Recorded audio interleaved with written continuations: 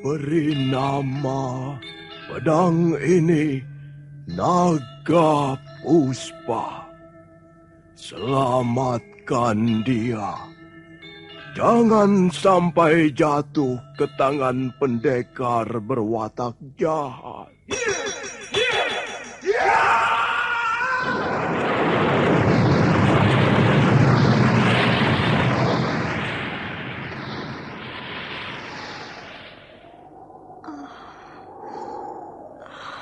Kakang Kamandanu, kau masih juga tidak percaya bahwa aku mencintaimu. Mesin, maafkan aku, Mesin. Mesin. Mesin!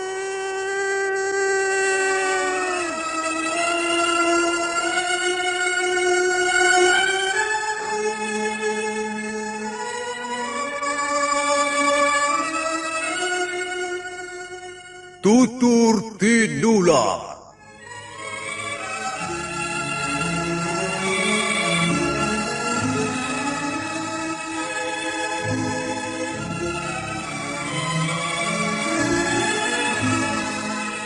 Sebuah sandiwara radio serial, produksi Sanggar Cerita dan Teater Sanggar Prativi.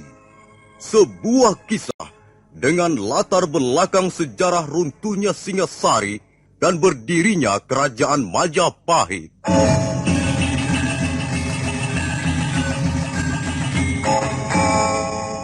Sandiwara ini didukung oleh pemain-pemain radio yang sudah ternama. Ferry Fadli, Ivone Rose, dan Eli Ermawati.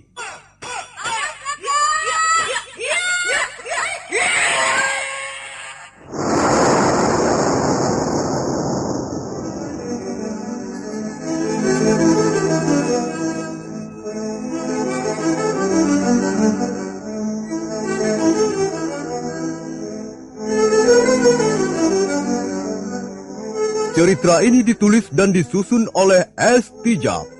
Teknik dan montase dikerjakan oleh M. Pranoto dan Edwin Sutandi. Sutradara Bambang S. Kali ini mengetengahkan episode kedua dengan judul Kisah dari Seberang Lautan.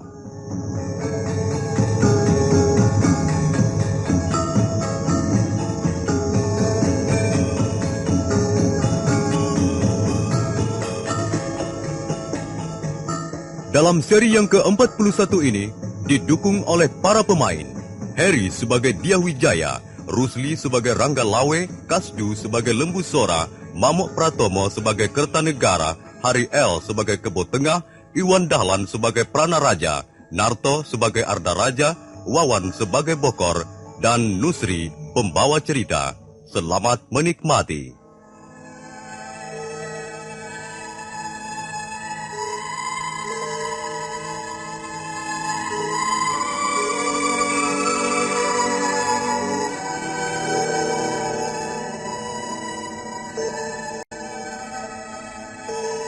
Pranaraja melaporkan bahwa pasukan gelang-gelang telah memasang kemah di desa Mameling.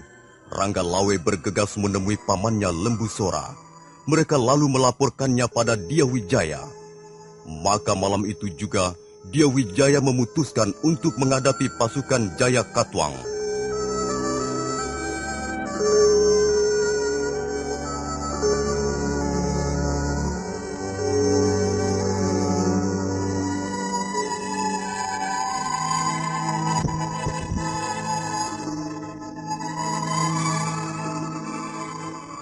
Baiklah, pasukan gelang-gelang memang harus diusir dari Mameling. Benar, Gusti. Jangan mereka diberi kesempatan menyerbu ke dalam kota. Keadaannya bisa menjadi gawat. Kalau begitu, kita adakan pembagian tugas. Benteng Singasari jangan sampai dikosongkan. Kakang Ranggalawi, Kakang Banyak Kapuk, dan Gajah Pangon. Iya, Gusti. Iya, Gusti. Kakang bertiga saya tugaskan pergi ke Mameling malam ini juga. Bawalah 500 prajurit pilihan.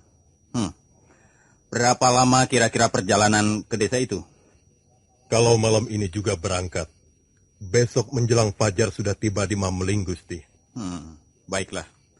Kemudian Paman Lembu Sorang, Iya. Kakang Kebo Anabrang, dan Paman Nambi. Saya tugaskan menjaga benteng pertahanan Singasari. Kerahkanlah prajurit-prajurit untuk menjaga pagar benteng dan sekitarnya. Saya kira cukup. Maaf, Gusti. Lalu bagaimana dengan Sang Prabu Kertanegara? Malam ini juga saya akan menghadap beliau. Saya akan berusaha meyakinkan beliau bahwa sesungguhnya Jaya Katwang bukanlah sanak keluarga yang bisa dipercaya. Baiklah, Gusti. Kalau begitu kami mohon diri untuk mengadakan persiapan. Kami pun harus mengadakan persiapan, Gusti. Iya, benar. Kalian harus mengadakan persiapan dengan cermat. Nah, selamat bekerja. Mudah-mudahan kita bisa mengatasi masalah ini dengan sebaik-baiknya. Syukur kalau tidak sampai menjatuhkan korban.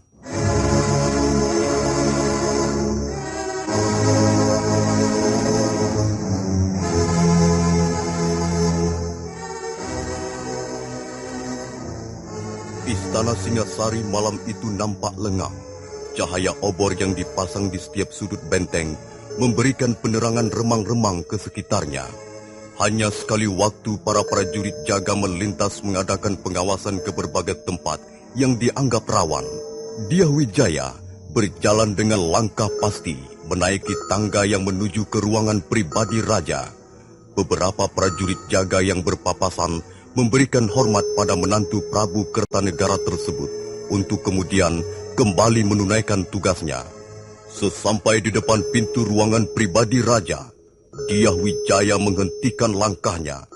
Seorang laki-laki bertubuh tinggi besar, bercambang lebat, berpakaian serba hitam, telah berdiri di ambang pintu yang tertutup rapat. Paman Kebu Tengah, apakah Ayahanda Prabu sudah tidur ataukah masih terjaga? Maaf, Gusti Sang Rama Wijaya. Ada keperluan apa Gusti malam-malam datang kemari? Ada hal yang penting, yang sangat mendesak, yang harus saya sampaikan kepada Ayahanda Prabu. Maaf, Gusti. Apakah tidak sebaiknya Gusti kembali besok pagi? Tidak bisa, Paman. Ayahanda Prabu harus tahu masalah ini malam ini juga. Tapi Gusti Kertanegara sudah berpesan agar tidak seorang pun diperbolehkan masuk menemui beliau. Aku mempunyai keperluan yang sangat penting, Paman. Maaf, Gusti. Hamba ini hanya mengemban tugas. Tapi apakah Paman Kebu Tengah tidak bisa berpikir? Keperluanku kali ini bukan keperluan pribadi, tapi keperluan yang sangat menyangkut nasib banyak orang. Hamba hanyalah seorang abdi, Gusti. Hamba tidak tahu banyak hal. Hamba hanyalah menjalankan tugas semata-mata. Paman, ku harap Paman bisa mengerti barang sedikit. Aku nanti yang akan bertanggung jawab kalau sampai Ayahanda Prabu kurang berkenan. Tidak bisa, Gusti. Hamba tetap tidak mengizinkan siapapun masuk ke ruangan Sang Prabu. Kalau Paman tidak memperbolehkan, aku akan memaksa. Silahkan, Gusti. Tapi maaf, kalau hamba terpaksa menghalang-halangi Gusti. Paman memang seorang abdi yang setia. Tapi Paman tidak bisa berpikir sehat. Apakah Paman juga akan tetap berdiri di situ? Sekalipun langit Singasari malam ini akan runtuh, apakah Paman juga akan terus setia menjaga pintu itu? Sekalipun bahaya musuh sudah mengancam, dan bencana akan menimpa negeri ini. Paman sudah cukup lama mengabdi di istana Singasari. Mestinya Paman bisa menilai atau menimbang mana tugas yang harus didahulukan. Jangan membujur seperti batang pisang, dan jangan kaku seperti perilaku babi hutan. Kesetiaan seperti yang Paman perlihatkan tidak banyak gunanya. Kesetiaan seperti itu justru akan merugikan segala pihak. Kesetiaan membabi buta. Paman harus belajar berpikir sedikit lebih maju. Jangan hanya seperti katak dalam tempurung. Gusti Sang Rama Wijaya. Iya. Paman ini orang bodoh. Barangkali di istana ini Paman orang yang paling bodoh. Tapi Kebu Tengah tidak rela dicaci maki seperti ini. Sudah bertahun-tahun aku mengabdi dan baru malam ini ada menantu raja menyamakan diriku dengan babi hutan. Memang Kebu Tengah orang dungu. Tapi Kebu Tengah bukanlah manusia pengecut. Aku tidak ambil pusing dengan urusan negeri. Masa bodoh? Apakah negeri ini mau runtuh? Apakah Singasari akan hancur lebur atau ditelan setan? Aku tidak peduli. Tugasku hanyalah melaksanakan perintah raja. Kalau Gusti Sanggramawijaya masih nekat mau masuk pintu ini, baiklah, silakan masuk. Tapi, langkai dulu mayat Kebu Tengah. Itu berarti kau menantang aku. Kalau Gusti merasa ditantang, terserah.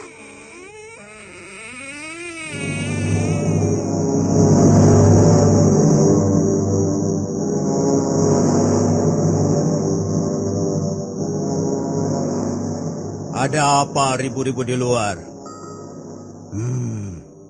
Sanggramawijaya? Ampun ayahanda. Gusti Sanggramawijaya ingin menghadap. Hamba sudah berusaha mencegah. Tapi beliau masih nekat ingin menghadap. Sekarang persoalannya, hamba serahkan pada Gusti Kertanegara. Terima kasih, Paman Kebu Tengah. Paman sudah menjalankan tugas dengan baik. Sanggramawijaya, apakah tidak bisa ditunda besok saja? Ampun ayahanda, hamba ingin menyampaikan masalah yang sangat penting. Hamba tidak bisa menunda hingga besok pagi. Baiklah, ayo masuk.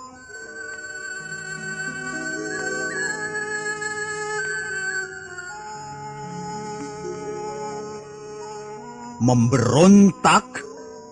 Jaya Katwang memberontak? Aku tidak bisa mempercayai berita ini. Tidak masuk akal. Tidak mungkin. Ampun Ayahanda Prabu. Apa yang telah hamba laporkan adalah hasil kerja para telik sandi. Telik sandi itu akan aku potong lidahnya kalau sampai berani menyebarkan berita dusta ini. Bagaimana Jaya Katwang bisa berani memberontak pada Singasari? Dia mendapat kesenangan dariku. Dia mendapat kehormatan, pangkat, dan kedudukan juga dariku. Bahkan Arda Raja, anak laki-lakinya sudah kuangkat menjadi putra mantu. Berita ini pasti berasal dari golongan yang ingin memecah belah kekerabatan Singasari.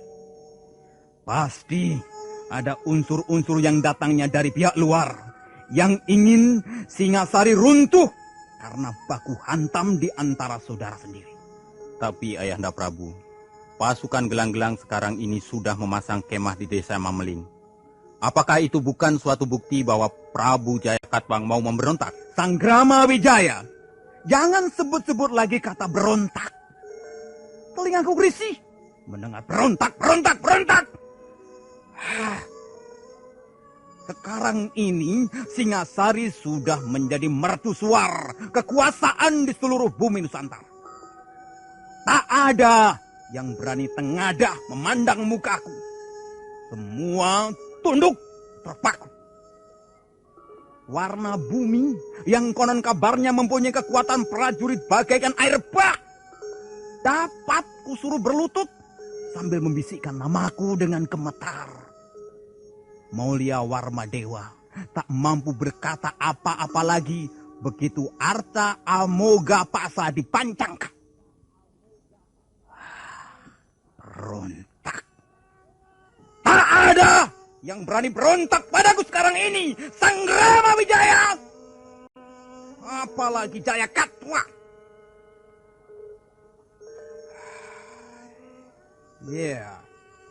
Bahwa tentara gelang-gelang memasang kemah di desa Mameling barangkali mempunyai tujuan yang lain.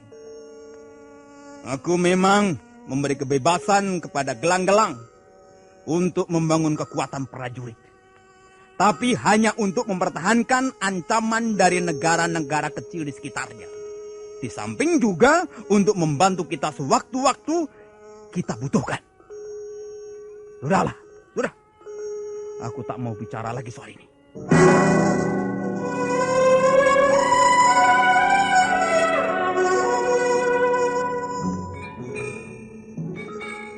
Dengan perasaan kecewa, Dyahwijaya meninggalkan ruangan pribadi raja. Belum sampai 20 langkah kakinya meninggalkan pintu ruang pribadi Kertanegara. mendadak sebuah bayangan berkelebat melompati dinding yang cukup tinggi.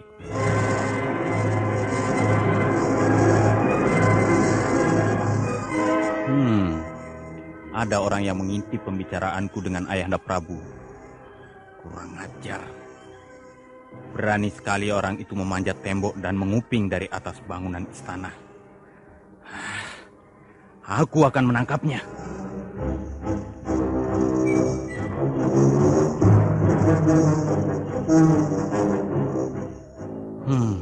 Aneh sekali. Orang itu tiba-tiba lenyap di sini. Tidak mungkin dia bisa menghilang.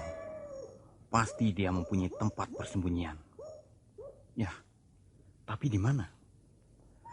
Tidak ada tempat yang bisa dipakai untuk meloloskan diri di sini kecuali Arda Raja. Mungkinkah dia bersembunyi di Wisma Arda Raja?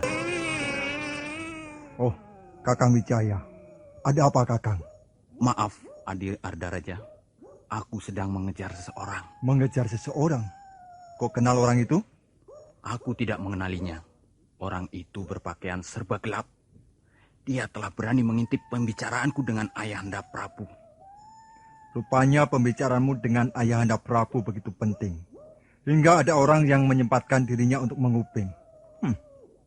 Lalu mengapa Kakang Wijaya mengejarnya sampai kemari?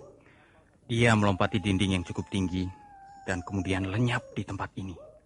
Aku tahu. Kakang Wijaya pasti mencurigai aku. Tidak. Bagaimana tidak? Kalau tidak, kau pasti tidak mencari di tempat ini. Orang itu lenyap di sini. Bagaimana aku akan mencari ke tempat yang lain? Jadi Kakang mencurigai aku, iya? Adi Arda Raja, terus terang, kecurigaanku itu timbul justru setelah melihat sikapmu seperti ini. Kakang Wijaya, kalau kau curiga dan masih penasaran, silahkan menggeledah isi rumahku. Tapi tentu saja setelah aku mengizinkannya. Adi Arda Raja, aku masih bisa menahan diri untuk ribut di antara sesama putra mantu. Dan itu karena aku masih menghargai Ayahanda Prabu, bukan karena takut padamu.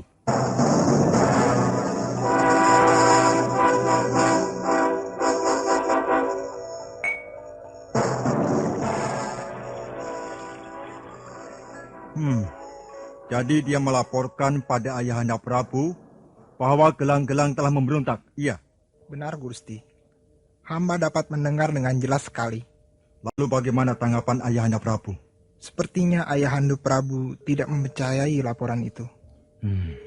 Sang Ramayjaya memang bisa menjadi batu sandungan untuk mewujudkan cita-cita Ayahanda Jaya Katuang.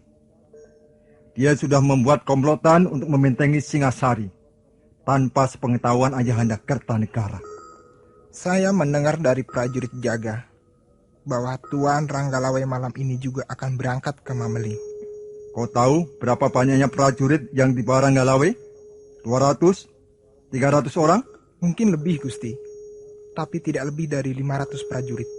Apakah mereka sudah berangkat? Sudah, Gusti. Siapa saja yang mengikuti Ranggalawe? 2 orang, Gusti. Banyak Kapuk dan Gajah Pangon. Mereka akan kembali ke Singasari dengan tangan hampa. Mereka tidak tahu kekuatan gelang-gelang yang sudah ditanam di sepanjang jalan di Somameling. Bokor? Ya, Gusti. Kau adalah abdiku yang setia. Malam ini kau kuberi tugas istimewa. Dan harus kau laksanakan dengan baik. Tugas apa, Gusti? Kau tahu Pranaraja, Panglima Muda itu? Tahu, Gusti. Aku akan membuat kejutan dan sedikit ketegangan dalam istana ini. Bunuhlah Pranaraja sekarang juga. Baik, Gusti. Tunggu, Bokor. Kau akan mendapat 100 ringgit kalau berhasil menjalankan tugasmu. Tapi ingat, kalau sampai gagal, kau tahu apa yang harus kau lakukan. Hamba tahu, Gusti Arda Raja. Bagus. Nah, berangkat. Bawa Arda Raja ke istana Singasari. Tidak banyak yang mengetahui kehadirannya, kecuali para pangeran Singasari yang tinggal di wisma-wisma pangeran. Bokor adalah pembantu setia Arda Raja ketika putra Jaya Katuang itu masih tinggal di gelang-gelang. Laki-laki bertubuh gempal itu memang seorang budak yang teramat setia. Baginya, perintah majikan adalah hukum tak tertulis, namun juga tak terbantah. Malam itu dia bergegas menuju wisma kediaman Prana Raja.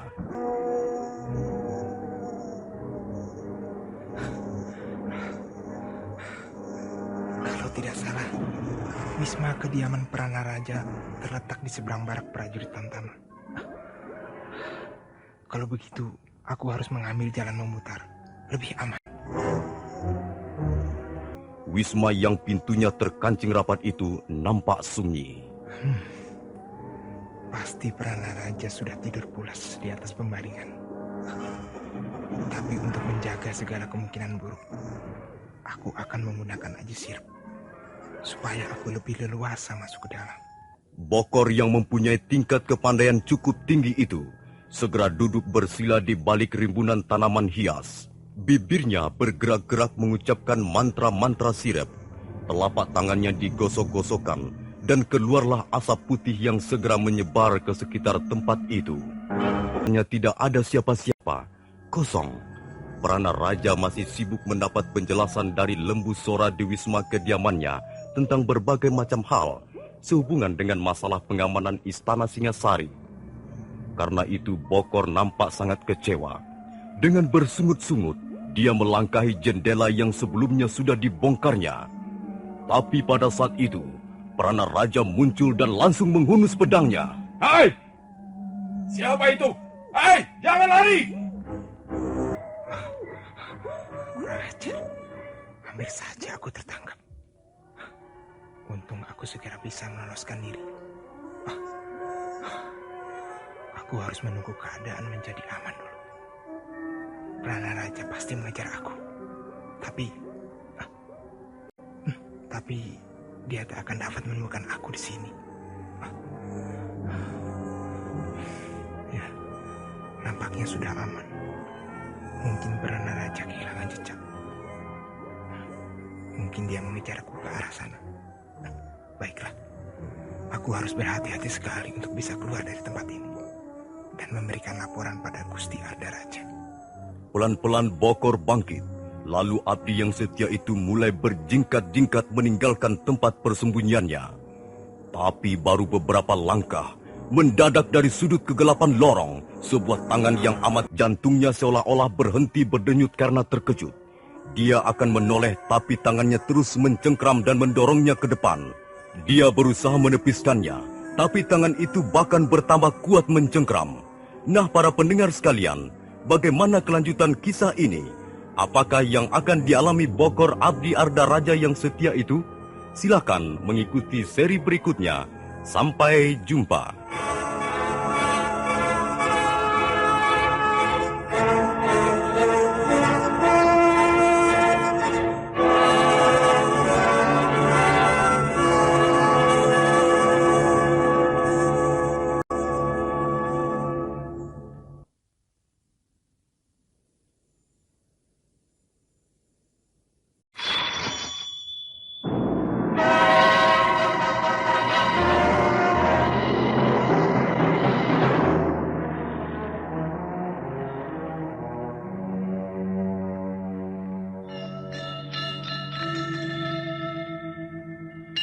Ku beri nama pedang ini Naga Puspa.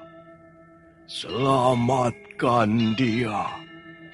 Jangan sampai jatuh ke tangan pendekar berwatak jahat.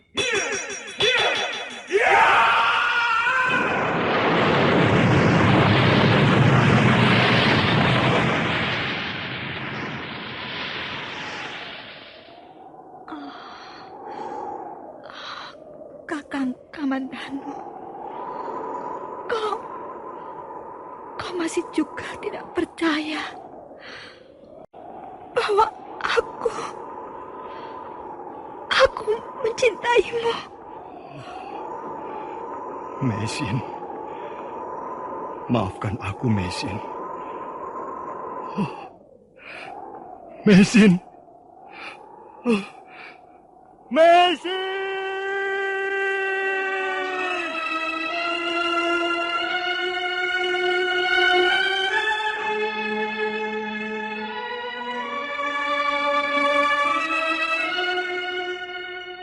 Tutur Tinula.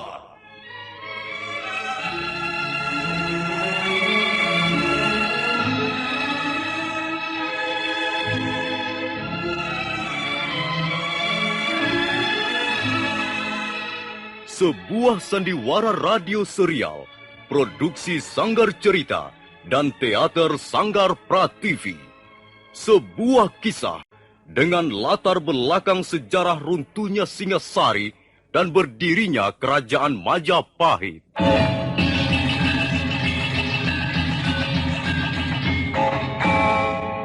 Sandiwara ini didukung oleh pemain-pemain radio yang sudah ternama. Ferry Fadli, Ivone Rose, dan Eli Ermawati.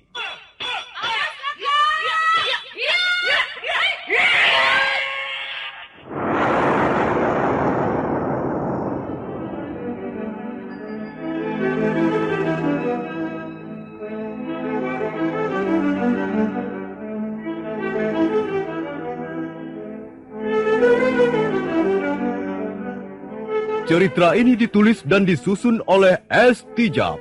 Teknik dan montase dikerjakan oleh M. Pranoto dan Edwin Sutandi. Sutradara Bambang S. Kali ini mengetengahkan episode kedua dengan judul Kisah dari Seberang Lautan.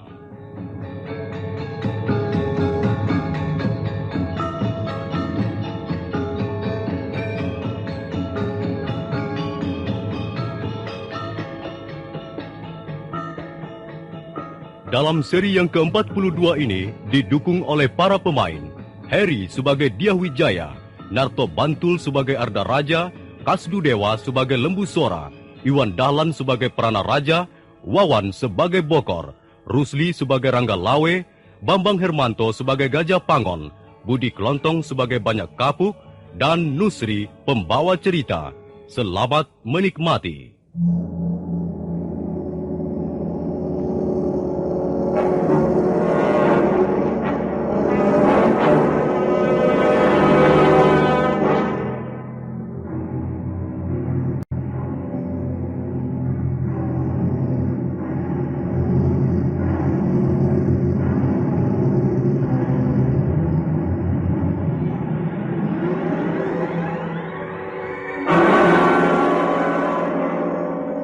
Bokor Abdi Setia Arda Raja berusaha menepiskan tangan yang mencengkeram pundaknya. Tapi cengkeraman itu semakin keras. Kemudian dia merasa tubuhnya terdorong ke depan seperti diseruduk kerbau.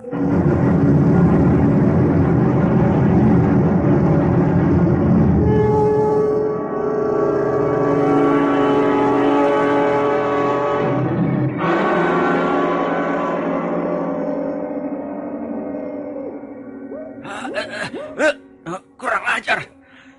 Siapa kau? Akulah yang mestinya bertanya siapa kau. Dan apa maksudmu berlari-larian seperti seorang durjana? Apa yang telah kau lakukan? Tak perlu kau tahu urusan orang. Aku yang bertanggung jawab masalah keamanan di istana ini. Kau harus kutangkap dan kuperiksa. Tidak mudah menangkap orang. Kecuali orang itu menurut kau seperti seekor kerbau dicocok hidungnya. Jadi kau tidak mau menurut? Ya, inilah jawabanku.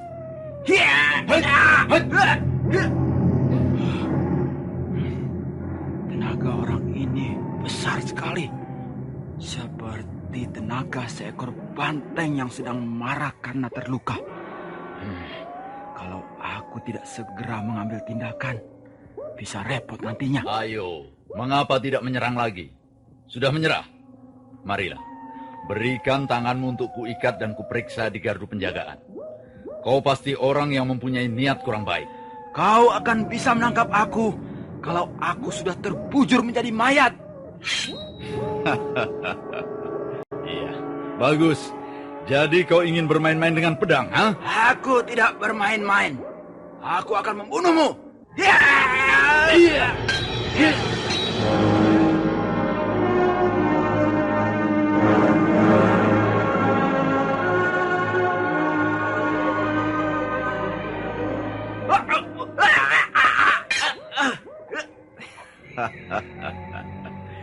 Jangan bermain-main dengan pedang kalau kau tak ingin terluka. Kau hebat. Kau tentu bukan prajurit kebanyakan.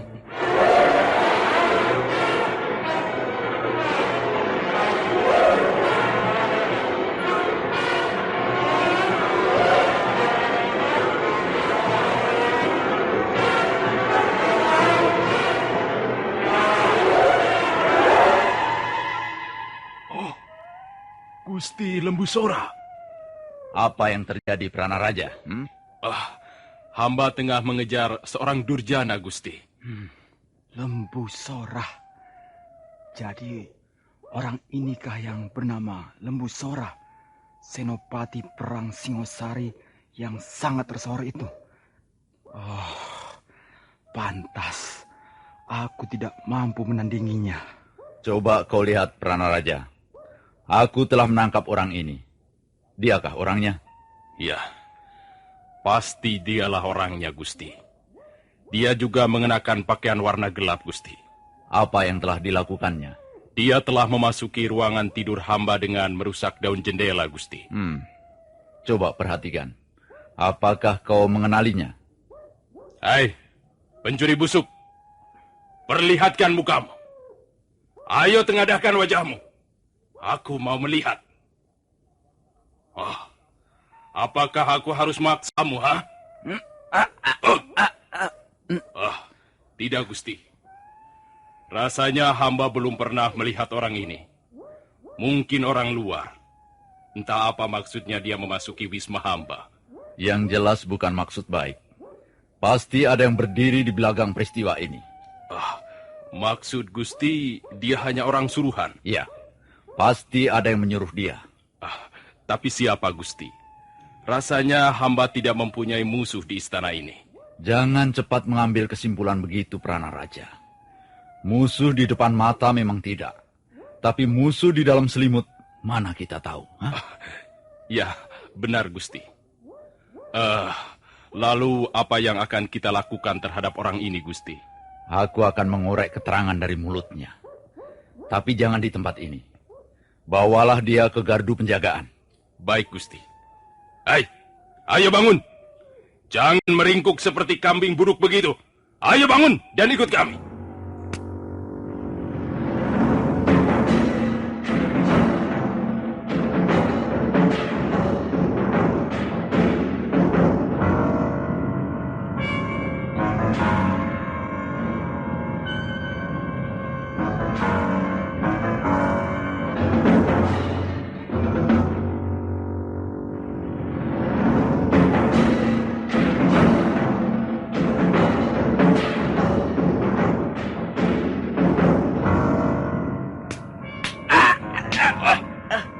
Kau memang bandel.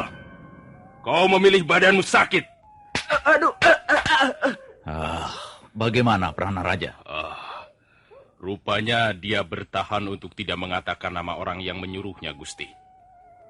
Hei, kau jangan tolol. Kalau kau mau mengaku, hukumanmu akan ringan. Bahkan mungkin bisa dibebaskan. Tapi kalau kau memang bandel, masih ngotot tidak mau mengaku, tubuhmu akan kubuat cacat seumur hidup. Ayo ngaku saja. Ngaku, ayo ngaku. Dasar goblok. Keledai. Bukannya ngaku malah melotot. Hei, jangan melotot begini. Ayo, tundukkan mukamu. Gusti. Lihat, Gusti. Ada apa? Orang ini mati, Gusti. Mati? Benar, Gusti. Jantungnya sudah tidak berdenyut lagi. Matanya melotot dan mulutnya agak berbusa. Pasti ada yang tidak beres. Pasti ada unsur kesengajaan. Nah, coba kau cium bau dari mulutnya. Iya, Gusti. Baunya tajam sekali, Gusti. Napas rasanya jadi sesak. Aku tahu. Aku kenal bau ini. Bau ramuan daun-daunan yang mengandung racun. Aku tahu, karena takut membongkar rahasia majikannya, maka orang ini memilih bunuh diri dengan menelan ramuan racun itu. Kalau begitu sayang sekali. Kita tidak bisa lagi mengorek keterangan dari mulutnya yang berbusa itu. Kalau dia sampai berani mengorbankan nyawanya untuk melindungi majikannya, tentulah majikannya itu orang yang sangat kejam dan berbahaya. Benar, Gusti. Lalu apa yang akan kita lakukan dengan orang ini? Kau tunggu di sini. Aku akan menemui Gusti Sang Ramawijaya.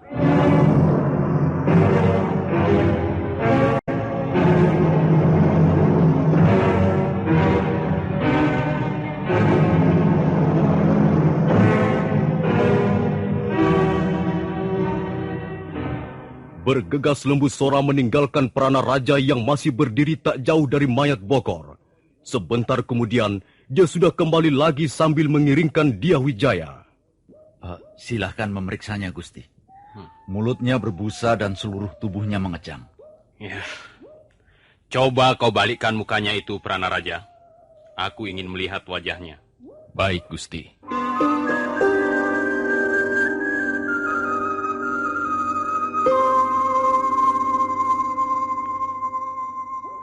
Bagaimana? Apakah Gusti Sang Ramawijaya mengenali orang ini? Sepertinya aku pernah melihat orang ini masuk ke Wisma Adi Ardaraja. Ya, waktu itu dia kelihatan bergegas, seperti ada sesuatu yang penting yang akan dilaporkan. Tapi, ketika kepergok dia buru-buru menyembunyikan wajahnya. Mungkin takut ku kenali. Kalau memang dia orang kepercayaan Gusti Ardaraja, berarti keadaan kita lebih terjepit, Gusti. Sekarang terserah bagaimana Gusti menyelesaikan masalah ini. Begini saja, mayat orang ini jangan dikuburkan dulu. Aku akan menemui Adi Ardaraja malam ini juga.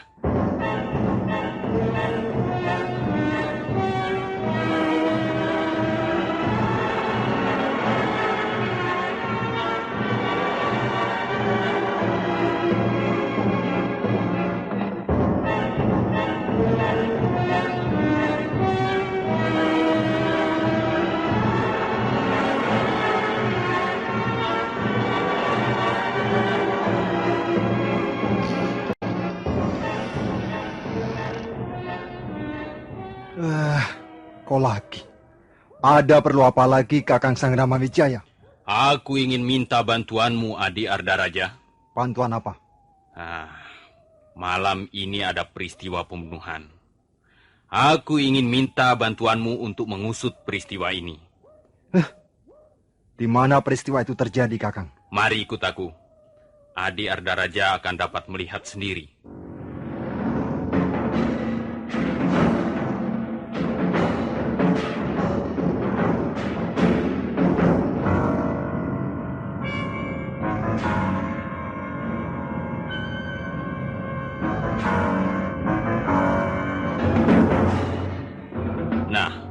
Inilah orangnya. Paman Lembu Sora bermaksud menangkap hidup-hidup pembunuh gelap ini, tetapi gagal. Pembunuh gelap? Di istana Singasari yang dijaga ratusan prajurit pilihan, ada pembunuh gelap? Benar, Gusti Ardaraja. Dia bermaksud membunuh hamba. Dia sudah berhasil masuk ke ruang tidur hamba dengan jalan merusak jendela. Bokor telah gagal menjalankan tugasnya. Mulai sekarang kita harus lebih waspada.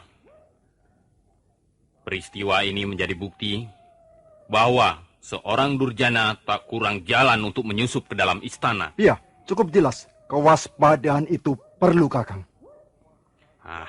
Ada satu hal yang ingin kutanyakan padamu, Adi Ardaraja. Tanyakanlah saja, Kakang.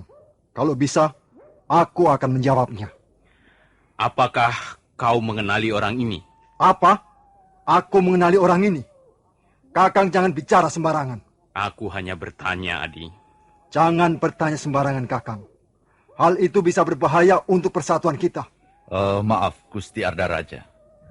Kalau saja pembunuh gelap ini tertangkap hidup, tentulah kita bisa memeras keterangan dari mulutnya. Iya, sayang sekali memang. Dia keburu mati dengan menelan ramuan racun. Barangkali maksud Gusti Sang Ramawijaya. Siapa tahu Gusti Arda Raja pernah melihat orang ini entah di mana. Hal itu tentu bisa kita jadikan petunjuk dalam pengusutan peristiwa ini. Oh tidak, aku tidak mengenali orang itu. Ya, aku tidak pernah melihatnya. Maaf, Adi Arda Raja. Aku pernah melihat orang ini. Nah, kalau begitu Kakang bisa mendapat petunjuk untuk mengusut peristiwa ini. Bukankah itu yang kau inginkan? Ya, tapi petunjuk seperti itu tidak selalu mengembirakan, Adi. Mengapa? Aku sendiri heran. Aku hanya melihat sekali orang ini, dan itu pun secara kebetulan. Sekarang aku sedang berpikir, apakah ada hubungannya orang ini dengan Adi Arda Raja? Apa maksudmu, Kakang? Kau menuduh aku berhubungan dengan pembunuh gelap ini? Apa dasarnya tuduhan itu? Dan apa buktinya? Entah benar, entah tidak penglihatanku ini. Tapi aku sepertinya pernah melihat orang ini memasuki pintu rumahmu.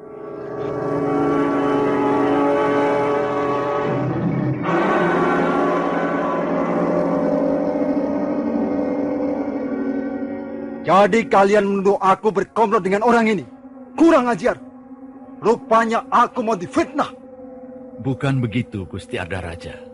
Mungkin saja orang ini bersembunyi di wisma kediaman Gusti tanpa sepengetahuan Gusti sendiri. Namanya Durjana. Bisa saja dia memilih tempat yang aman untuk berlindung sambil menunggu kesempatan untuk melaksanakan rencana-rencana jahatnya. Diam, Paman Musora. Ampun, Gusti. Hamba hanya sekedar mengemukakan pendapat yang barangkali bisa diterima akal sehat. Rupanya kalian bertiga telah berkomplot. Kalian telah merencanakan fitnah atas diriku. Jangan salah paham, Adi Arda Raja. Tidak ada yang bermaksud menfitnahmu. Ya, cukup jelas. Jelas kalian bermaksud menfitnah aku. Kalian telah gagal menfitnah Ayahanda Jayakatwang di depan Prabu Kertanegara. Sekarang, kalian mau menfitnah aku. Kalian telah berkomplot. Kalau memang Adi tidak bersalah, maka tidak perlu takut difitnah. Kakang Sangramawijaya, aku tahu isi hatimu. Kau selalu mencari muka di depan Ayahanda Prabu. Kau gila hormat. Dan siapa tahu, kaulah sebenarnya yang ingin memberontak. Arda Raja, lancang sekali mulutmu. Karena tidak tahan lagi melihat sikap Arda Raja, Diahwijaya mencabut keris pusakanya.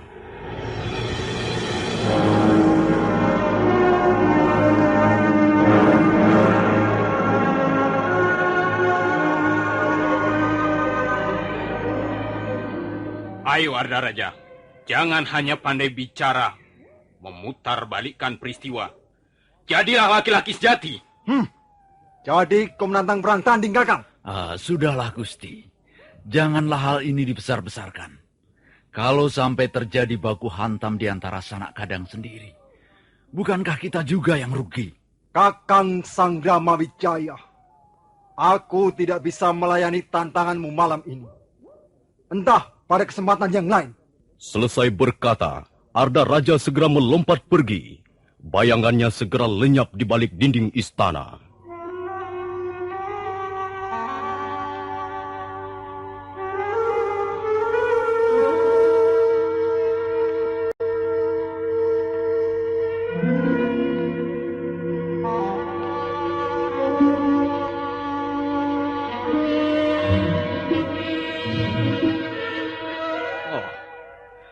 Aku hampir tak bisa menguasai diriku, Paman Lembu Sora. Untung Paman segera memperingatkan. Lebih baik Gusti istirahat. Gusti kelihatannya lelah sekali. Baiklah, Paman. Aku memang lelah sekali. Tolong kau urus mayat orang itu. Jangan sampai peristiwa ini bocor kemana-mana. Karena hal itu bisa menimbulkan keresahan di dalam istana. Tapi mulai malam ini, kita harus lebih waspada menghadapi Arda Raja. Aku mendapat kesan dia menyembunyikan sesuatu yang buruk di balik penampilannya yang ramah. Nah, begitu lebih baik, Gusti. Kita berjaga-jaga saja dalam istana, sambil menunggu berita dari Desa Mameling.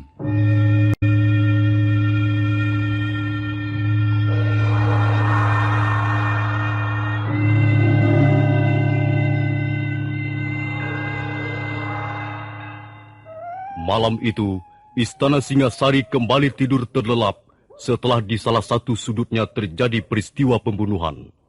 Tak ada prajurit jaga yang mengetahuinya. Sementara Prabu Kertanegara tidur dengan mulut bau arak kegemarannya. Kita tinggalkan sejenak Istana Singasari, dan marilah kita ikuti perjalanan Ranggalawe bersama pasukannya.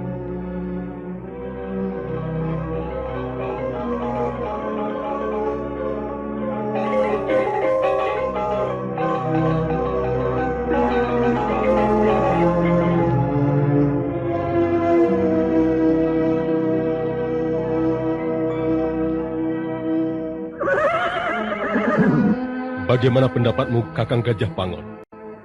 Apakah kita menunggu Fajar datang, atau sekarang juga kita teruskan perjalanan sampai ke Mambeling sana? Mambeling sudah tidak terlalu jauh dari sini, Adi Ranggalawe. Kalau begitu kita jalan terus. Bagaimana pendapatmu, Kakang Banyak Kapuk? Memang sebaiknya kita jalan terus, Adi Ranggalawe. Menjelang fajar kita bisa mencari tempat untuk memasang tenda-tenda pertahanan. Kita belum tahu persis kekuatan pasukan gelang-gelang yang ditancapkan di desa Mambeling. Sedangkan pasukan kita hanya berjumlah 500 orang, Kakang. Apakah mungkin kita mengadakan serangan terbuka? Rasanya tidak mungkin, Adi Ranggalawe. Lebih baik kita istirahat 1 hari. Kemudian besok malam baru menyerang dengan siasat perang malam. Ya, benar Adi Ranggalawe. Usul Kakang Banyak Kapuk rasanya paling tepat. Kita membutuhkan 1 hari untuk memulihkan tenaga. Iya. Desa apa ini namanya? Desa Lawor. Setelah menyeberangi sebuah bukit, barulah kita masuk Mambeling.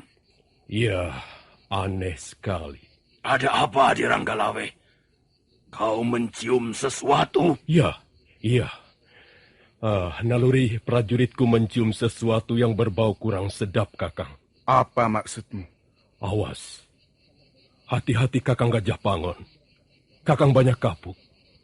Aku merasakan bahaya mulai mengancam. Ternyata terbukti kebenarannya. Baru saja dia selesai berkata, ketika mendadak beberapa sosok tubuh manusia muncul dari semak belukar di balik gundukan sebuah bukit kecil. Nah, para pendengar sekalian, bagaimana kisah selanjutnya? Apakah yang akan dialami Ranggalawe berikut pasukan tempurnya? Silakan mengikuti seri berikutnya. Sampai jumpa.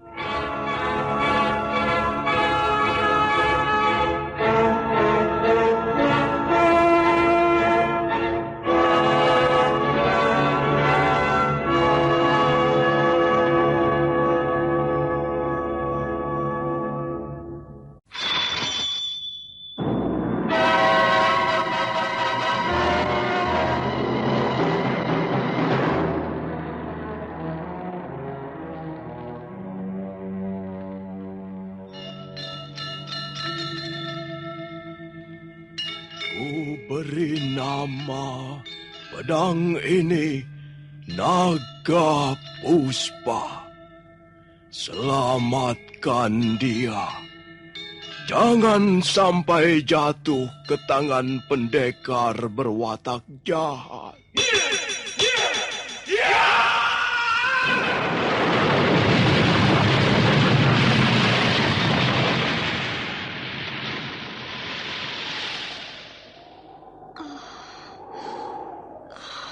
Kakang Kamandanu, kau masih juga tidak percaya bahwa aku mencintaimu. Mesin, maafkan aku, Mesin. Mesin. Mesin!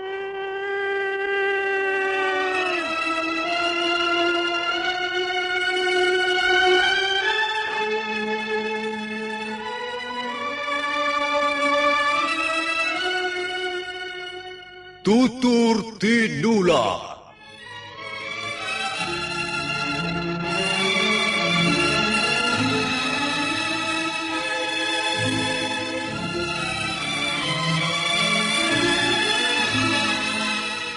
sebuah sandiwara radio serial, produksi Sanggar Cerita dan teater Sanggar Prativi. Sebuah kisah dengan latar belakang sejarah runtuhnya Singasari dan berdirinya Kerajaan Majapahit.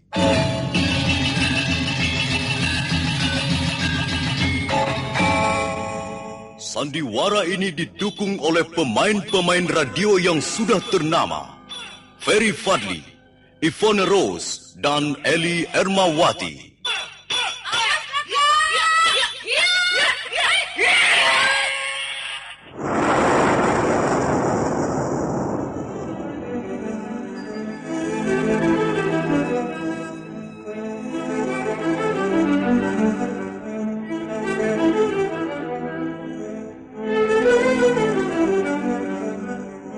Cerita ini ditulis dan disusun oleh S. Tijab. Teknik dan montase dikerjakan oleh M. Pranoto dan Edwin Sutandi. Sutradara Bambang S. Kali ini mengetengahkan episode kedua dengan judul Kisah dari Seberang Lautan.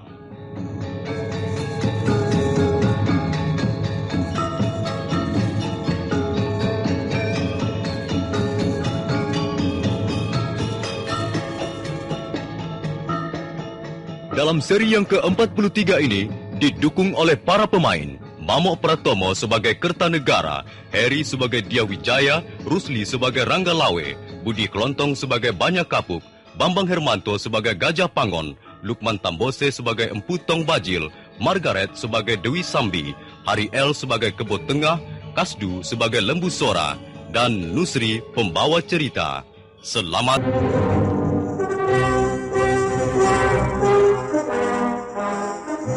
Kalian pasti prajurit-prajurit Singasari. Iya.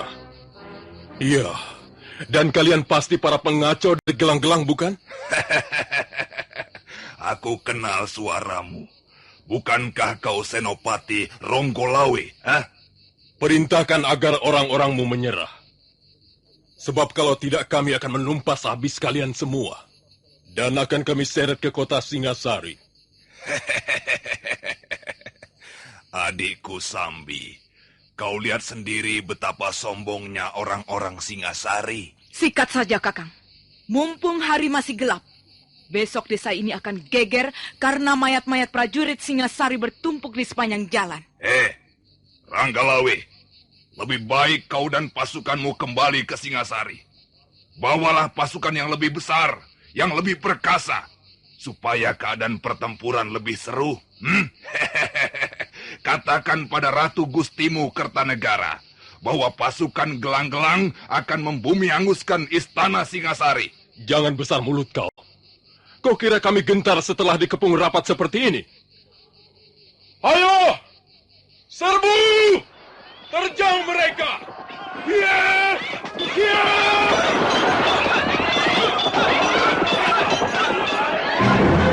Gelang-gelang segera terlibat dalam pertempuran sengit.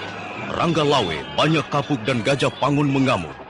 Banyak prajurit gelang-gelang terbunuh atau terluka parah. Tapi prajurit Singasari pun banyak yang roboh terkena sambaran tongkat Empu Tong Bajil. Sebagian menjerit kesakitan terkena pukulan Aji Tapak Wisa Dewi.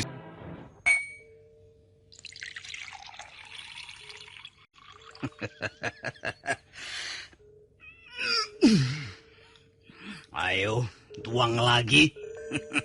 Penuhilah mangkuk arakmu supaya tidurmu bermimpi indah tentang Singasari. Ayo. Mengapa kau diam saja, Kebo Tengah? Ampun, Gusti.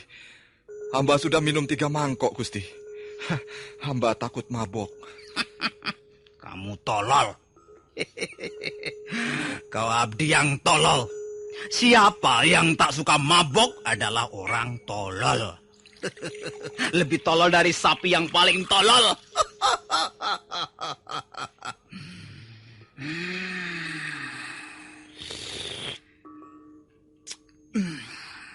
Malam terasa hangat.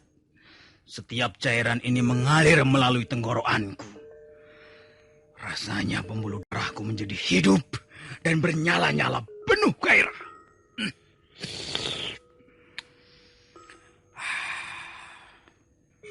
Apa artinya satu mangkok kebo tengah?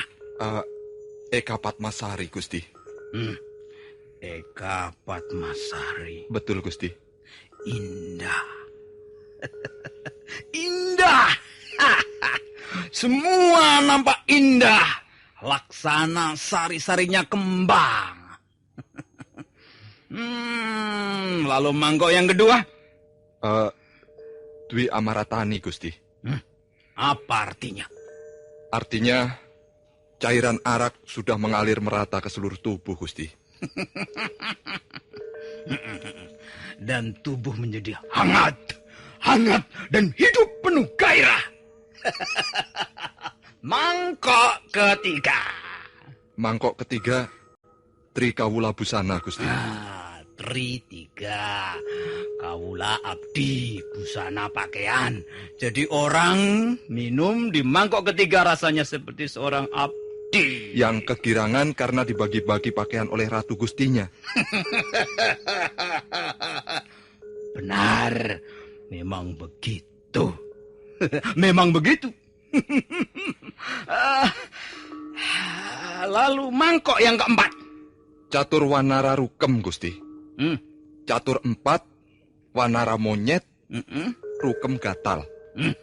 Jadi catur Wanara Rukem artinya seperti seekor monyet yang kegatalan, Gusti. Diam kamu!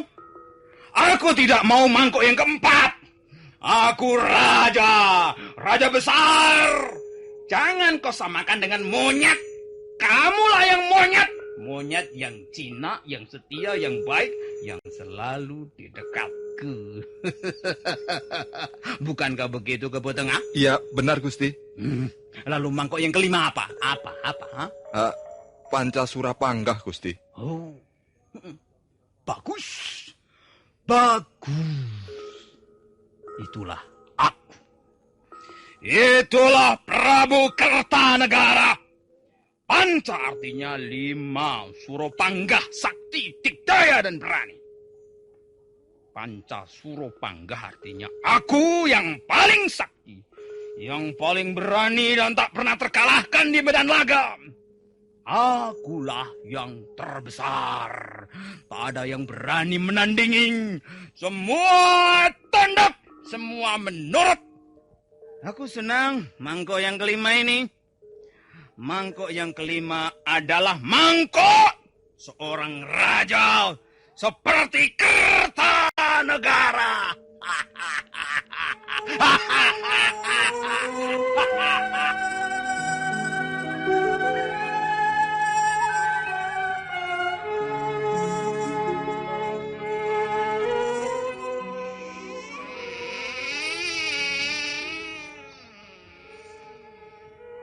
Kau sudah kembali, Kakang Ranggalawi?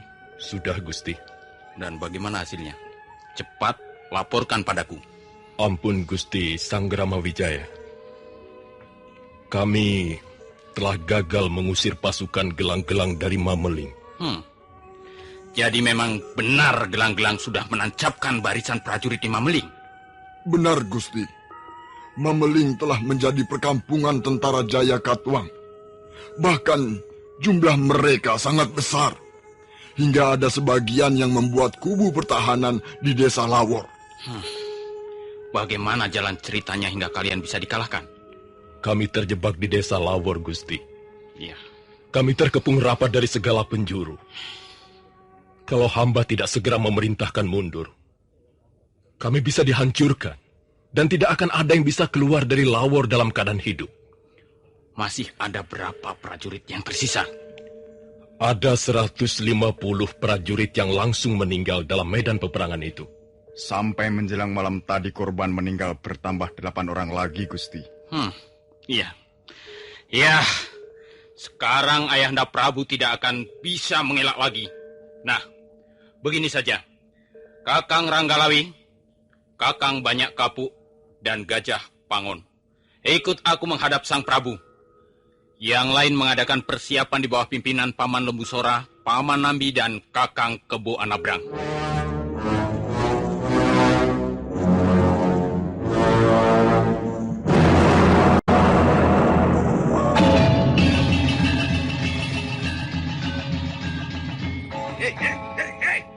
Ada apa ini? Ada apa? Mengapa kalian beramai-ramai menghadap tanpa aku panggil? Apakah tidak ada lagi hari esok hingga kalian mengganggu kesenangan raja kalian? Ampun, Ayahanda Prabu. Mohon ampun kalau kami menghadap tanpa dipanggil lebih dulu. Ada berita penting yang hendak kami sampaikan ke hadapan Ayahanda Prabu. Berita penting apa? Ayo, lekas katakan. Asal jangan mengenai kabar burung bahwa Jaya Katwang mau berontak. Ampun, Ayahanda Prabu. Hal itu sekarang bukan lagi kabar burung, Ayahanda Prabu. Benar, Baginda. Prabu Jaya Katwang memang sesungguhnya telah berani memberontak, mengangkat senjata terhadap pemerintah Singasari. Hei, Sanggrama Wijaya. Kau banyak kapuk dan kau Gajah Pangon. Jadi benar, kalian datang kemari untuk melaporkan perihal gelang-gelang? Benar, Ayahanda Prabu. Harap Ayahanda Prabu ketahui bahwa pasukan gelang-gelang sekarang sudah memasang tenda di desa Mameling. Itu bukan bukti yang kuat bahwa gelang-gelang hendak mencaplok Singasari. Kalau Ayahanda Prabu ingin bukti yang kuat, maka kami dapat menunjukkan. Mana? Mana? Cepat tunjukkan! Ampun, Ayahanda Prabu. Tempatnya bukan di sini, melainkan di alun-alun. Apa maksudmu? Ampun, Ayahanda Prabu. Sebenarnya telah terjadi peperangan antara pasukan Singasari yang sedang mengadakan perjalanan keliling melawan pasukan gelang-gelang. Telah terjadi peperangan bagaimana? Kok aku tidak tahu? Kami pun baru malam ini mendapat laporan. Bentrokan berdarah itu telah menyebabkan sekitar 200 prajurit Singasari terbunuh. Hei, Sanggrama Wijaya. Kau jangan sembarang bicara di hadapanku. Ayo, tunjukkan, perlihatkan bukti bahwa prajurit-prajurit gelang-gelang telah menyerang prajurit-prajurit Singasari. Mari silahkan Ayahanda Prabu menyaksikan sendiri di alun-alun.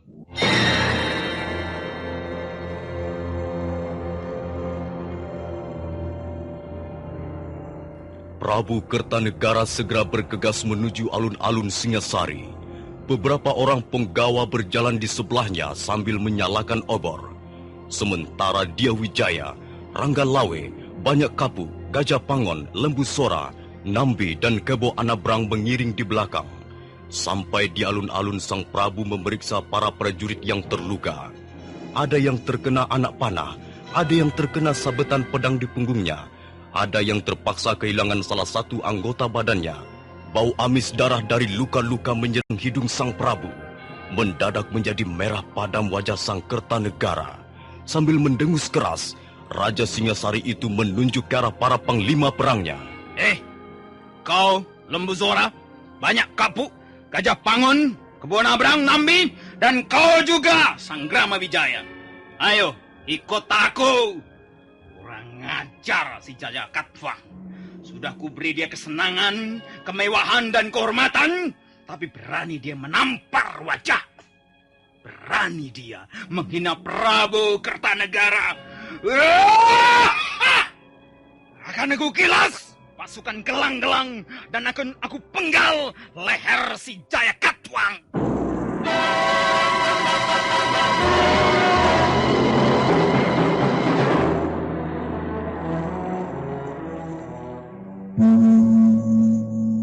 Dengar! Aku tak mau menunggu sampai esok pagi. Jaya Katwang telah berani kurang ajar. Maka dia harus segera dibinasakan berikut wadya balanya. Kumpulkan seluruh bala tentara Singasari yang ada. Semua harus mencapai jumlah 2.000 orang. Setelah itu, kutugaskan Sanggrama Wijaya, Rangga Lawe, Banyak Kapuk, Kebo Anabrang, dan Gajah Pangon memimpin bala tentara menyerbu Mameling. Ampun, Ayahanda Prabu. Apakah jumlah itu tidak berlebihan? Desa Mameling harus dijadikan Karangabang. Aku tak mau melihat satupun di antara mereka yang mendukung Jaya Katwang selamat. Semua harus dibinasakan. Ampun Gusti Prabu. Menurut pendapat hamba, jumlah itu memang terlalu besar. Separuh lebih dari jumlah prajurit Singasari yang ada. Hamba khawatir istana menjadi lemah karena hampir tidak ada prajurit yang mengamankannya. Justru pengamanan istana aku serahkan padamu, Paman Lembusora. Kau dan Paman Nambi harus memimpin pasukan yang tinggal untuk menangkis serangan mereka. Kalau memang mereka bisa merembas masuk ke dalam kota. Sudah. Aku tak mau mendengar pendapat siapapun dan semua harus menjalankan perintahku. Cepat dan kerjakan.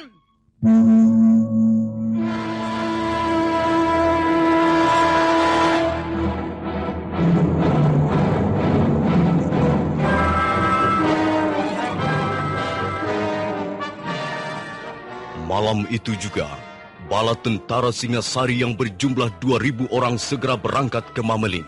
Dyah Wijaya yang berkuda paling depan memimpin barisan. Gemuruh suara bala tentara Singasari menimbulkan tanda tanya di sepanjang jalan yang dilewatinya. Lembusora mengantarkan sampai ke perbatasan kota Singasari, kemudian bergegas kembali dengan dikawal beberapa orang prajurit. Lembusora segera memerintahkan menutup pintu gerbang istana begitu telah berada di dalam.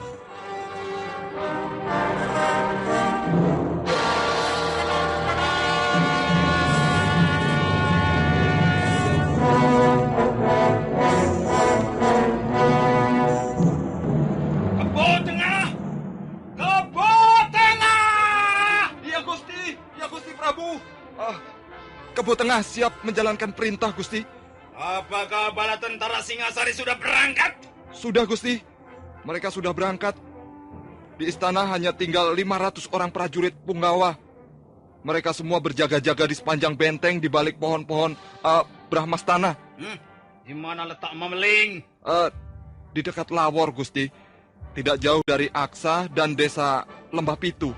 Besok, desa itu akan lenyap dari muka bumi. Dan Jaya Katwang berikut bala tentaranya akan binasa dengan hina. Begitulah hukuman bagi seorang pemberontak negara. Mangkuk! Iya, Gusti. Ambilkan mangkuk. Mangkuk tuaku Kebo Tengah. Baik, Gusti.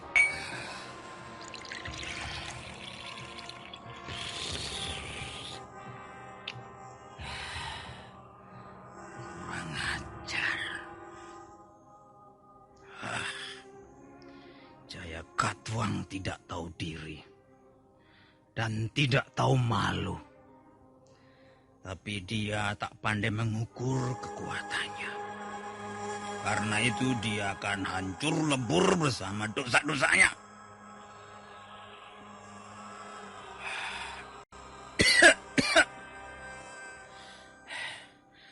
Pedang telah diasah.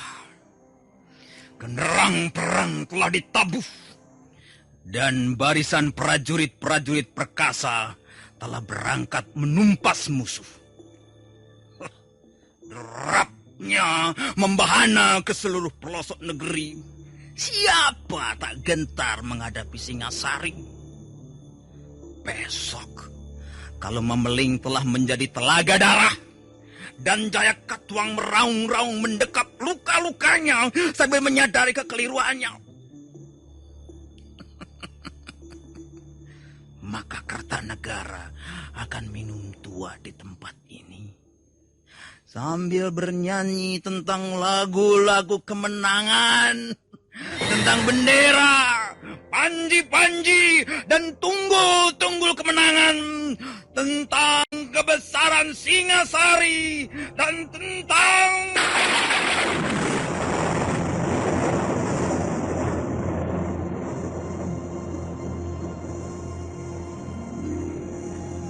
Hai, kurang ajar. Siapa yang membunyikan halilintar itu, Kebo Tengah? Ampun, Gusti. Barangkali Gusti Prabu terlalu banyak minum. Siapa yang membunyikan halilintar itu hingga aku terkejut? Dan mangkok arak kesayanganku pecah, Kebo Tengah. Ampun, Gusti. Hamba khawatir sekali bahwa hal ini merupakan firasat buruk, Gusti. Tak ada mendung, tak ada angin. Mendadak halilintar menyambar istana Singasari dengan dahsyatnya. Kamu belum menjawab pertanyaanku, Kebo Tengah. Siapa yang membunyikan halilintar itu? Ampun, Gusti. Para dewalah yang membunyikan halilintar itu, Gusti. Para dewa yang bersemayam di atas langit. Para dewa yang menguasai seluruh alam semesta ini, Gusti. Kurang ajar. Para dewa tak punya aturan.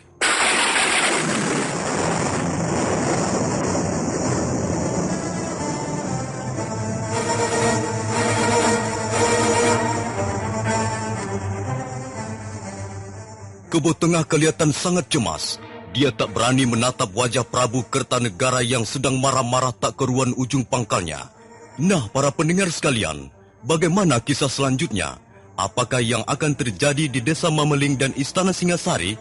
Silakan mengikuti pada seri berikutnya. Sampai jumpa.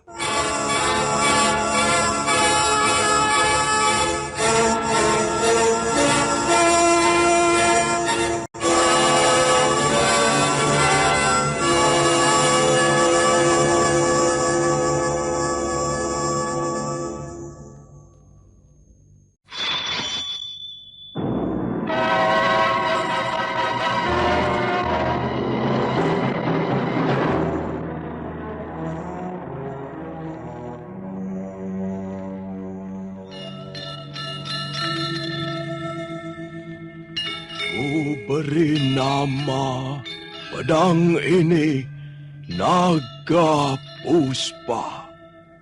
Selamatkan dia.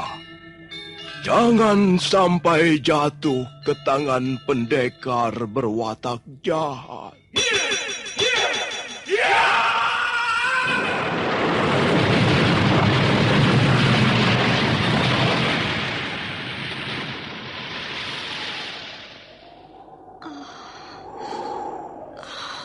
Kakang Kamandanu,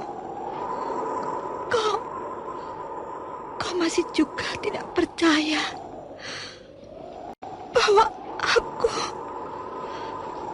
aku mencintaimu. Mesin, maafkan aku, Mesin. Mesin. Mesin!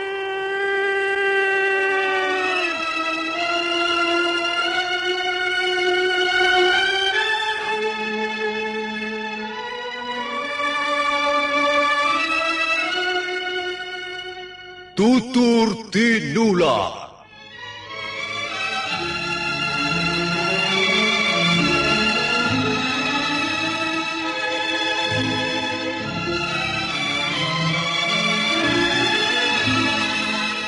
Sebuah sandiwara radio serial, produksi Sanggar Cerita dan Teater Sanggar Prativi.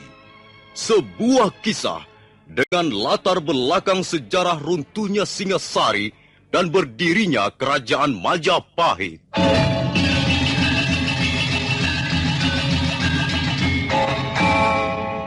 Sandiwara ini didukung oleh pemain-pemain radio yang sudah ternama.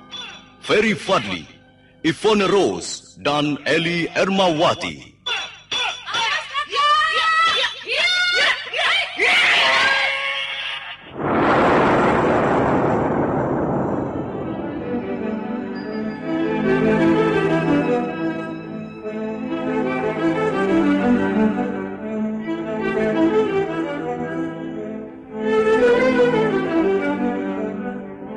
Cerita ini ditulis dan disusun oleh S. Tijab. Teknik dan montase dikerjakan oleh M. Pranoto dan Edwin Sutandi. Sutradara Bambang S. Kali ini mengetengahkan episode kedua dengan judul Kisah dari Seberang Lautan.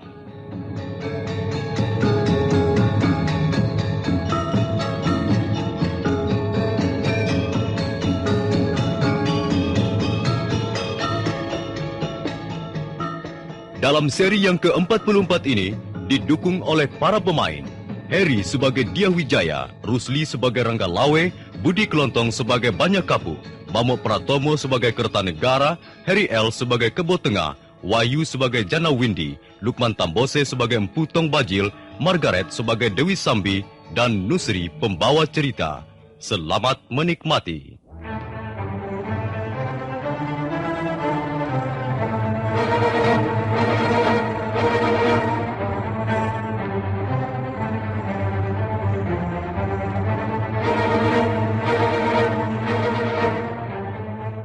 Prabu Kertanegara tengah minum tuak di ruang pribadi raja dengan ditemani abdi setianya Kebo Tengah. Mendadak terdengar halilintar menyambar membelah angkasa istana Singasari. Mangkok tuak di tangan sang Prabu terlepas dan pecah berantakan. Sang Prabu marah sekali dan bertanya siapa yang membunyikan halilintar. Kebo Tengah menjawab bahwa para dewalah yang membunyikan halilintar itu. Selanjutnya Kebo Tengah mengutarakan kecemasan hatinya bahwa mangkok yang pecah bisa menjadi pertanda buruk.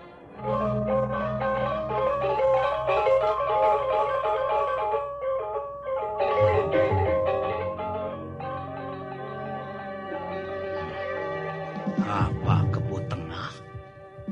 Pertanda buruk? Benar, Gusti. Payung terbelah, mangkok pecah, atau lantai yang amblong. Itu bisa merupakan pertanda buruk, Gusti. Bohong. Dusta! Aku tidak percaya. Ampun, Gusti. Walaupun Gusti tidak percaya, hamba mohon agar Gusti berhati-hati. Tidak mungkin. Tidak mungkin Jaya Katwang bisa mengalahkan aku. Tidak mungkin tentara gelang-gelang mampu menjamah alun-alun Singasari. Gusti Prabu tidak perlu khawatir. Para punggawa istana selalu siap siaga mengamankan benteng, Gusti. Tapi seandainya mereka berhasil membobol benteng dan menyerbu kemari, apa yang bisa kulakukan Kebo Tengah? Gusti Prabu tidak usah cemas. Iya. Sebelum mereka menyerbu ke dalam istana, tentulah Panglima Lembu Sora dan Nambi sudah lebih dulu menghadang mereka, Gusti. Iya. Hatiku agak tenang. Iya, Lembu Sora dan Nambi pasti mampu menanggulangi musuh yang akan menyerbu kemari. Tapi sebenarnya aku telah melakukan kekeliruan besar. Iya. Seharusnya aku tidak mengirim prajurit terlalu banyak ke Mameling. Iya. Oh, Kebo Tengah! Iya, Gusti. Ada apa, Gusti Prabu? Entahlah.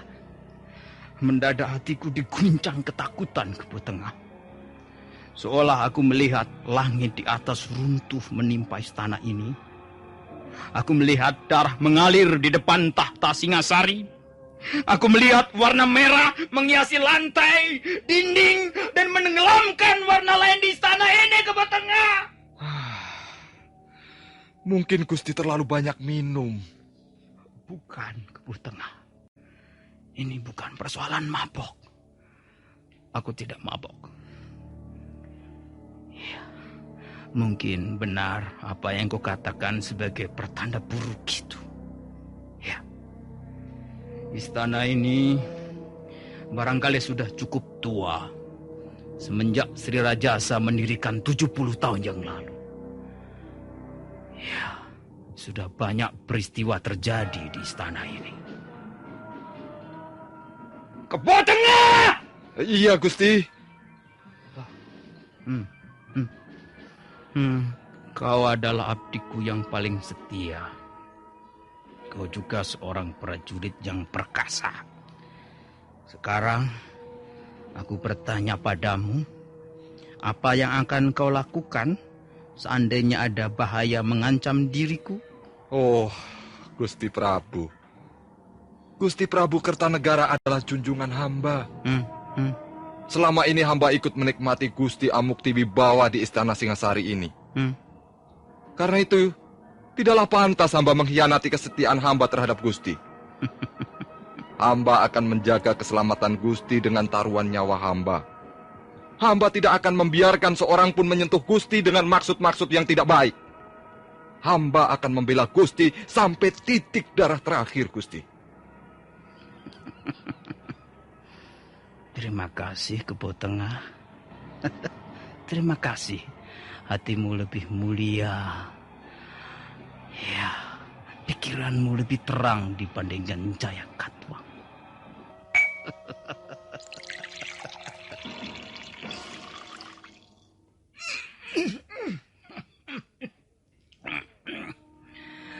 Ayolah Kebo Tengah, kita berkelana ke negeri-negeri yang jauh dengan mencelupkan sukma kita ke dalam semangkuk arak.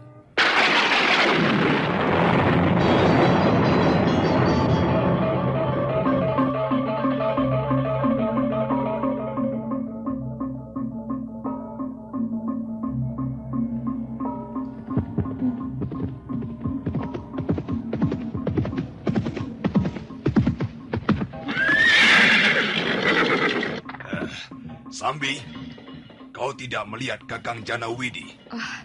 Dia pergi ke atas bukit untuk melihat keadaan dari jarak jauh, Kakang. Kita bertiga ditugaskan memimpin pasukan di Mameling. Tugas ini kukira cukup berat. Kertanegara pasti marah sekali prajuritnya banyak yang terbunuh. Kita harus menggunakan siasat, Kakang. Pertempuran secara satria jelas tidak menguntungkan kita. Itu Kakang Janawidi.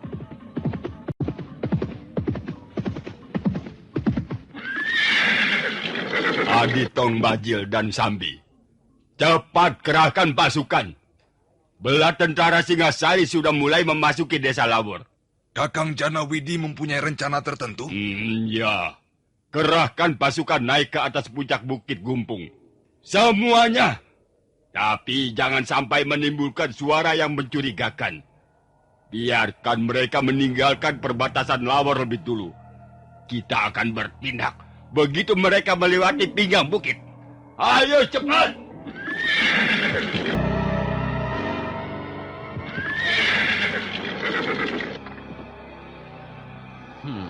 Mengapa sepi sekali, Kakang Ranggalawi?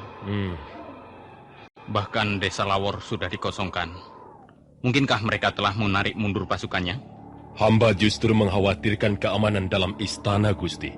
Ya, ini semua kehendak Ayahanda Prabu. Kita hanya menjalankan perintah saja. Tapi, mudah-mudahan mereka belum meninggalkan Mameling. Dengan begitu kita tidak kehilangan sasaran. Awas, Gusti! Mereka menggendingkan batu-batu dari atas bukit. Awas! Cari tempat berlindung, Gusti! Awas!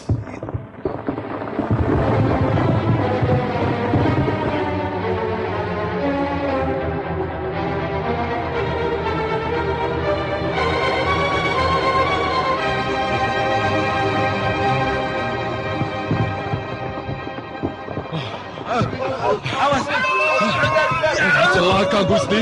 Celaka, Gusti.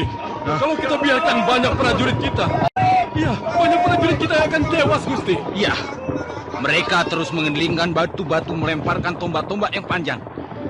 Maaf, Gusti. Hamba akan melihat keadaan di sekitar tempat ini. Hati-hati, Kakang. Ranggalawe lalu melompat dari balik gundukan batu besar. Sebuah tombak panjang melayang hampir mengenai lehernya. Untung dia cukup tangkas menghindar, hingga tombak itu lolos menuju ke jurang di bawahnya. Sementara itu, batu-batu besar terus menggelinding dari atas bukit dan menimbulkan banyak sekali korban. Sebagian mati tertimpa batu, sebagian tertancap tombak, dan yang paling besar jumlahnya adalah mereka yang jatuh terlempar ke dalam jurang. Dalam waktu yang tidak terlalu lama, jumlah korban sudah mencapai ratusan orang. Ranggalawe sangat geram melihat banyak prajuritnya menjadi korban siasat pasukan gelang-gelang. Gusti, kita harus menghentikan pembantaian biadab ini, Gusti. Kau sudah menemukan caranya, Kakang? Hamba akan membawa 100 orang prajurit pilihan untuk naik dan memanjat pinggang bukit ini. Apakah itu tidak berbahaya? Hamba akan mencobanya. Ya, hamba akan mencobanya, Gusti. Hamba tidak sampai hati para prajurit terbunuh tanpa sempat mengangkat senjatanya. Apakah tidak ada jalan naik ke atas yang bisa dilalui prajurit dengan mudah? Ada, Gusti. Ada. Ada jalan setapak. Tapi itu sangat berbahaya. Kita belum tahu seberapa besar kekuatan mereka. mereka bisa dengan mudah menyerbu. Begitu melihat prajurit kita merangkak ke atas. Ya, korban pasti akan jatuh lebih banyak lagi, Gusti. Karena itu hamba akan melihat dulu keadaan mereka di atas. Hamba hanya membutuhkan 100 orang saja, Gusti. Nanti kalau memang memungkinkan, hamba akan memberikan isyarat. Dan Gusti bisa bergerak bersama seluruh pasukan ke atas bukit ini. Baiklah, Kakang. Laksanakan rencanamu. Sementara kami akan menunggu di bawah. Kakang bisa membawa Kakang Banyak Kapuk. Baik, baik, Gusti.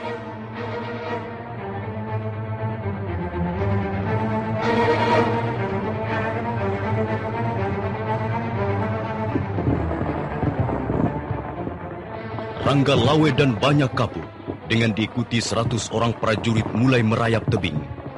Batu-batu besar masih terus menggelinding dan meminta korban. Kadangkala 10 orang sekaligus tewas tertimpa batu atau terlempar masuk ke jurang yang dalam.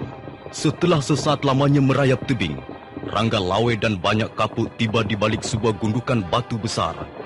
Dari tempat itu, mereka bisa melihat dengan jelas prajurit gelang-gelang yang masih terus memberondongkan tombak atau mendorong batu-batu besar. Lihat, Kakang Banyak Kapuk. Ternyata jumlah mereka tidak begitu banyak. Ya, Adi Ranggalawe. Paling banter 500 orang. Kita harus segera menghentikan pembantaian ini. Kasihan prajurit-prajurit kita yang di bawah. Sudah cukup banyak jatuh korban. Ayo, Kakang. Kita serbu mereka. Mari, Adi Ranggalawe. Adi menyerang dari sebelah sini, dan aku akan membokong mereka dari arah sana. Baik, baik, Kakang.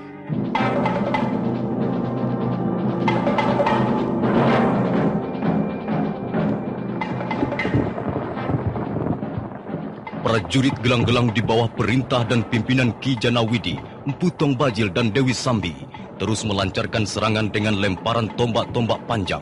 Sebagian mendorong batu besar dari tebing dan melemparkannya ke bawah.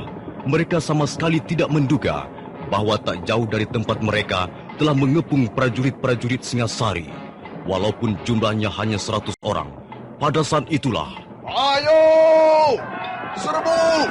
Serang! Hantam!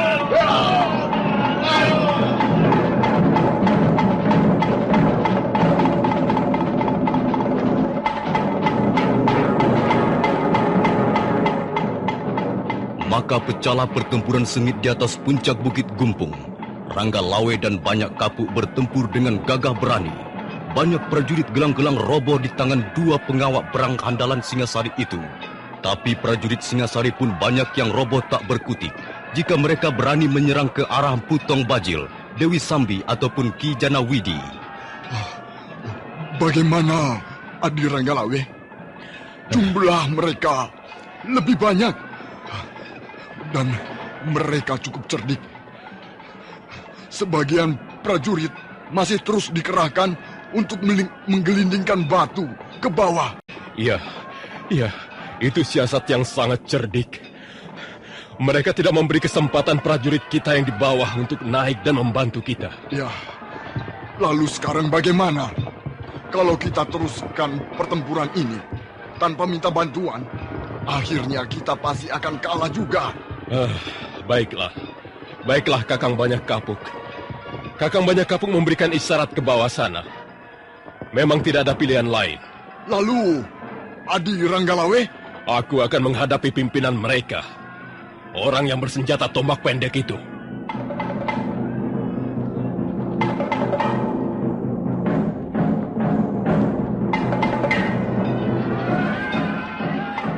Hentikan! Jangan hanya berani menghadapi prajurit-prajurit kemarin sore. Kau hadapilah aku sekarang. Babo. Kau Senopati Singasari. Mana dia Wijaya, Ratu Gustimu? Suruh maju ke depan. Kau tidak patut berhadapan dengan Gusti Sang Rama Wijaya. Akulah Rangga Lawe, lawan tandingmu sekarang. Rangga Lawe? Iya. Kau masih terlalu muda untuk binasa di tanganku.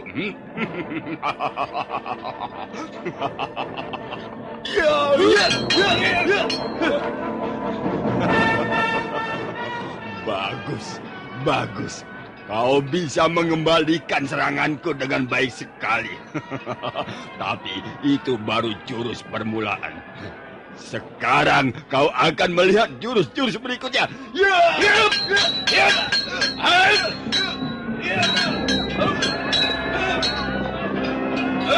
Kakang Tumaji! Kakang! Ada apa, Sambi? Jangan ganggu aku. Lihat, sudah berapa orang ku buat roboh bermandikan darah dengan ujung tongkatku ini? Mereka seperti cacing-cacing. Prajurit Singasari, prajurit cacing. Mereka akan kuinjak-injak dan kujadikan dendeng. Dengar dulu, Kakang. Kakang Janawidi sedang terlibat pertempuran dengan Panglima Perang Singasari itu. Dengan Ranggalawe, Kakang. Biar saja mereka bertempur. Ranggalawe akan mampus jika berani melayani permainan tombak Kakang Janawidi. Tapi keadaan justru sebaliknya, Kakang. Sebaliknya bagaimana maksudnya? Kakang Janawidi nampaknya keteter. Dia terus terdesak dan serangan Ranggalawe menjadi semakin gencar dan berbahaya, Kakang. Ayo kita bantu dia, Kakang. Kalau tidak, Ranggalawe pasti akan membunuhnya. Tidak. Kita tidak usah membantunya. Biar saja Ranggalawe membunuhnya. Atau biar saja dua-duanya mampus. Kita malah lebih beruntung, Sambi. Beruntung? Ya. Baik Kakang Janawidi maupun Ranggalawe. Tidak ada manfaatnya untuk kita. Biar saja mereka bertempur sampai dua-duanya mampus. Sudahlah, ayo kita menghadapi prajurit-prajurit cacing ini saja. Lebih menyenangkan dan bisa untuk hiburan.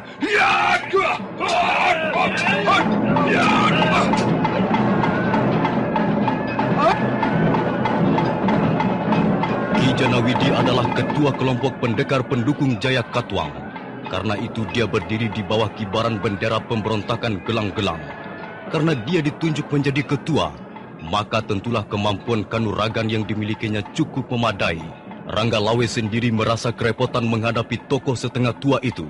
Tapi banyak kapuk segera membantunya. Sekarang Ki Janawidi menjadi kalang kabut.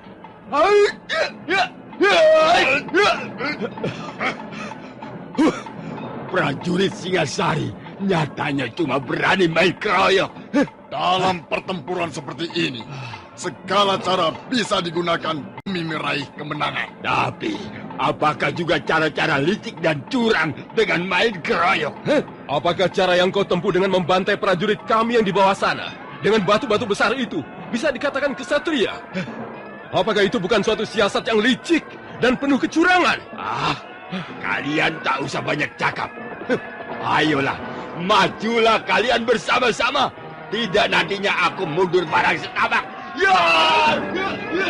Janawidi dengan senjata tombak pendeknya terus berusaha membendung serangan lawan-lawan yang datang silih berganti. Pada saat itu dari punggung tebing, bermunculan prajurit Singasari yang agaknya berhasil mendekati bukit.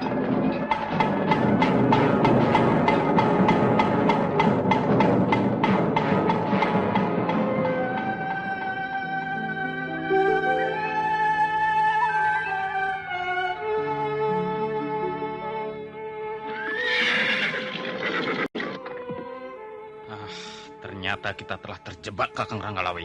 Benar, Gusti. Korban jatuh terlalu banyak. Ya, lebih dari setengah prajurit kita terbunuh dengan semena-mena. Walaupun akhirnya mereka semua bisa kita tumpas. Tapi dalam pertempuran ini kita lebih banyak meminta korban. Di mana Kakang Banyak Kapuk? Kakang Banyak Kapuk dan Gajah Pangon mengejar 3 orang pemimpin mereka, Gusti. Ya. Nah, itu mereka. Mereka datang, Gusti.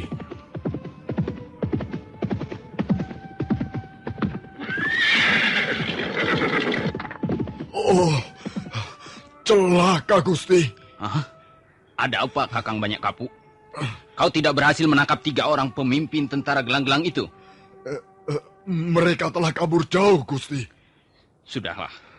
Tak perlu kita mengejar mereka lagi. Tapi, Gusti, tentara gelang-gelang sudah tidak ada di sekitar tempat ini.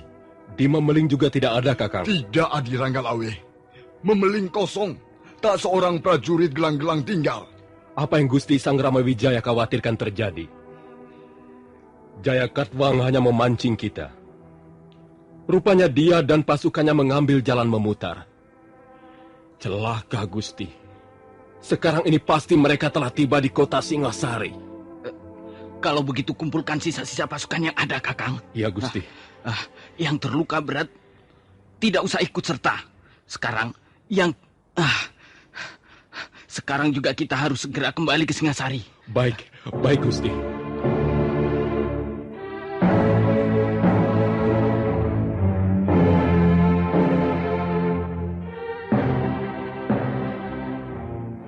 Dyah Wijaya sangat kesal.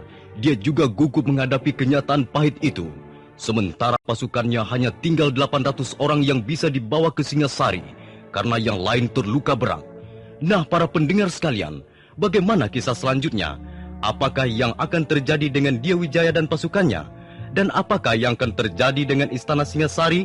Silakan mengikuti seri berikutnya. Sampai jumpa.